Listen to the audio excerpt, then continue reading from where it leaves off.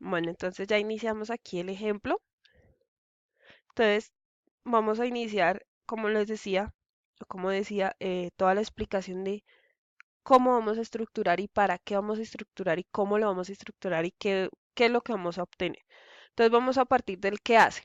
Con esto se pretende que la organización describa sus actividades principales, de tal forma que con la ayuda de ayuda a ser posible de una plantilla con el fin de tenerlas inventariadas con la descripción del resultado que se pretende obtener mediante su ejecución. Entonces, bueno, como ejemplo, coloco la ficha del proceso que voy a hacer. Como les dije en un momento, el ejemplo que voy a tomar es la facturación. Entonces, el nombre del proceso, facturación, responsable. Entonces puse el nombre de Blanca Isabel Martínez, un nombre ahí. X, la finalidad, creación de facturas de despacho. Procedimiento asociado, solicitudes de compra de clientes ocasionales y fijos. Límite del proceso, entonces el inicio, la creación y la redacción de solicitudes de compraventa de clientes. El fin, la generación de la factura. Entonces, proveedores. Entonces ahí inventé el tema de una empresa. Entonces el proveedor va a ser Mundial de Lámparas. Las entradas, entonces las principales son las solicitudes de pedidos. Las complementarias son las generaciones de órdenes de venta. Las salidas, las principales, la creación de la factura. Los secundarios, generación de la factura de venta y entrega al cliente. Clientes es el cliente con solicitud de compras puntuales. Los recursos, entonces los tecnológicos, los humanos. Las restricciones, entonces qué restricciones tenemos a ese proceso. Los controles y cómo se llama el indicador. Siempre al indicador debemos ponerle un nombre. Entonces ese es el qué se hace. Entonces, ¿qué se desea medir? Entonces, cuando hablamos de qué se desea medir, entonces se debe realizar la selección de aquellas actividades que se consideran prioritarias. Para ello se trata de establecer una relación valorada, por ejemplo, de 0 a 10, según el criterio que se establezca, que permita priorizar todas las actividades. En esta reflexión se puede incluir una columna con el coste del porcentaje de tiempo dedicado por el personal de la organización a cada actividad, dado que el resultado recomendable es centrarse en las tareas que consuman la mayor parte del esfuerzo de la plantilla. Entonces, para este ejemplo, en el que se desea medir, entonces, número y porcentaje de facturas con error por cliente y agregación de los mismos. Entonces, ahí ya completamos como en el tema cuantitativo de la respuesta a esta pregunta. ¿Quién utilizará la información? Entonces, ahí nuestra respuesta, ¿qué es lo que buscamos con esta pregunta? Entonces, una vez descritas y valoradas las actividades, se debe seleccionar los destinatarios de la información, ya que los indicadores perdón, diferirán sustancialmente en función de quién los va a utilizar, para quién va ese resultado. Entonces, para el ejemplo, ¿quién utilizará la información? El área administrativa encabezada por el gerente y la persona de contabilidad, de financiera, que vaya a ver cómo está eh, el tema de la calidad de facturación. Cada cuánto tiempo. Entonces, en este se debe precisar la periodicidad con la que se desea obtener la información, dependiendo del tipo de actividad y del destinatario de la información. Los indicadores habrán de tener una u otra frecuencia temporal en cuanto a su presentación. Para este ejemplo, lo vamos a tomar mensualmente durante el primer año de implementación del indicador. ¿Listo? La siguiente pregunta es ¿con qué y con quiénes se comparará? Entonces, en este finalmente deben establecerse referentes respecto a su estructura, proceso o resultado que puede ser tanto internos a la organización como externos a la misma y que servirán para efectuar comparaciones. Entonces, para el ejemplo, la empresa durante su duración en el mercado nunca ha establecido ni ha levantado información de control con la cual se pueda comparar. Sin embargo, se puede realizar un comparativo entre las facturas versus la venta, calidad de facturación versus nivel de cumplimiento de entrega a clientes. Entonces también podemos comparar con los datos históricos. Algo que debe tener siempre a la hora de realizar un indicador es el objetivo. Entonces, en el objetivo, para el ejemplo, coloqué obtener el 90% de facturas sin errores que generen reprocesos y retrasos en los cobros mediante la implementación de órdenes de pedido para junio de 2016. Este ejemplo lo tomé en años anteriores para no, perdón, no tener relevancia sobre este año, sino como un ejemplo. También lo tomé como ejemplo dentro de la investigación que hice sobre indicadores para otras asignaturas. Bueno, entonces dentro del objetivo tenemos que plasmar una escala. Entonces, ¿qué escala vamos a tomar? El porcentaje. El estado, 0, 0% inicial y el umbral, o sea, lo esperado, el 90%. El horizonte es el tiempo, que ya lo dijimos, un año. La fecha de iniciación, entonces lo tomé desde el 1 de junio de 2015 y la fecha de terminación el 31 de mayo de 2016. El responsable es el mismo que tenemos en la ficha de proceso. Entonces, en este caso, Blanca Isabel Martínez. Bueno, entonces, ¿qué otra cosa debemos tener en cuenta en esto? Los factores críticos. Entonces, ¿qué factores críticos? Tenemos la concepción, que se debe tener en cuenta el diligenciamiento de formatos de órdenes de compra por parte del vendedor. El monitoreo en cada uno de los meses se registra y analiza la información para realizar seguimiento del cumplimiento del objetivo. La evaluación final. Al terminar el vencimiento del indicador, se realizará un análisis y evaluación comparativa entre los meses que duró el indicador. Entonces aquí ya vamos a ver plasmado cómo vamos a medir ese indicador, de dónde vamos a sacar los resultados cuantitativos. Entonces el indicador factor crítico es facturas emitidas con errores sobre el total de facturas emitidas. Los rangos del indicador, entonces ya los vimos en el objetivo, el estado 0% y el umbral del 90%. Entonces vamos a ver los rangos de 0 a 50% es malo, del 51 al 64 regular, del 65 al 89 bueno y del 90 al 100 excelente. Entonces ahí es cuando empezamos a ver los rangos de la medición del indicador.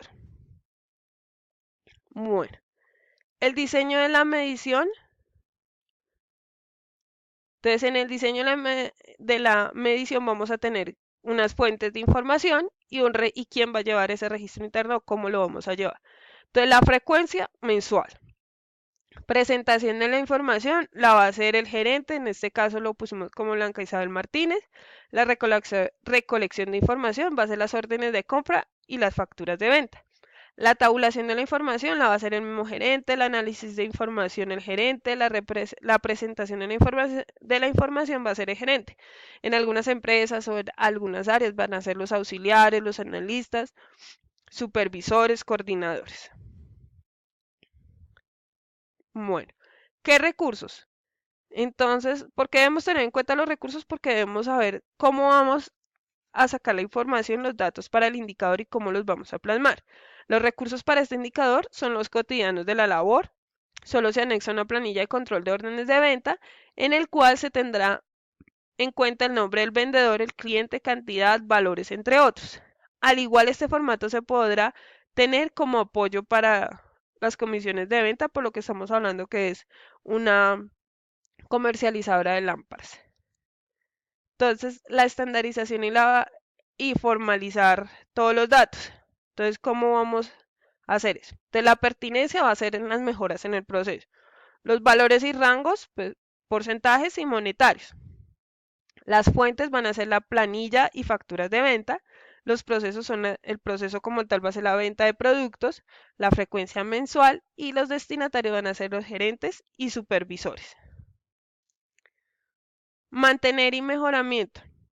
Entonces aquí ya hablamos del impacto. Entonces el impacto que genera los retrasos de los cobros e imagen de mal servicio al cliente con la, con la consiguiente pérdida de ventas. Este indicador debe mantener no solo por lo planteado, sino permanentemente realizándole mejoras y modificaciones pertinentes. Entonces, cuando nosotros hacemos en el caso del ejemplo, una venta puntual, a tiempo, y se genera correctamente, vamos a tener un cliente satisfecho. Por lo tanto, las ventas van a tender a subir y el indicador va a estar bien. Bueno, todo indicador se debe graficar, pero dentro de esa gráfica debemos contextualizar todo lo que expresamos antes. Entonces, como pueden ver, yo acá entonces le puse que el nombre de la empresa, el área, el nombre del indicador, el tipo de indicador, el objetivo relacionado, el índice de la fórmula para poder, la fuente de la información, el responsable, la frecuencia del análisis y la frecuencia de toma de datos. Entonces, como podemos ver, la gráfica, digámoslo así, la plantilla para realizar la gráfica debe tener unos datos específicos explicando todo. Ya como tal, la gráfica la podemos ver acá, indicador de calidad de factura, entonces todos los tiempos plasmados. Listo. Entonces vamos a interpretar esto. Para el mes de mayo descendió un 2% los errores en facturación. El análisis que podemos ver y puedo dar es que el comportamiento frente a la medición por parte de los colaboradores fue de total aceptación. Los resultados en un mes de práctica del indicador fueron relevantes frente a 885 facturas emitidas en el mes, solo tuvieron 10 el error. Entonces, ya utilizando las tablas de resultados, de ahí saqué esos datos para que la gráfica me pudiera dar mejor. La estrategia. Entonces, se mantendrá el estándar establecido, sin embargo, el objetivo es de llegar a un 0% de errores de facturación, un 90% de satisfacción, de obtener que estén sin errores. Se realizará capacitaciones y reuniones de novedades cada semana para que todos los visualicen de contexto las falencias y éxitos del grupo. Entonces ahí ya estamos hablando que el resultado del indicador ya nos está generando una estrategia. Por consecuente, nos está generando una decisión. Frente a los resultados obtenidos en los primeros 2 meses de implementación, el indicador se toma la decisión de mantener el estándar y continuar la evaluación de las ventas y facturas con el fin de mantener un éxito en ventas.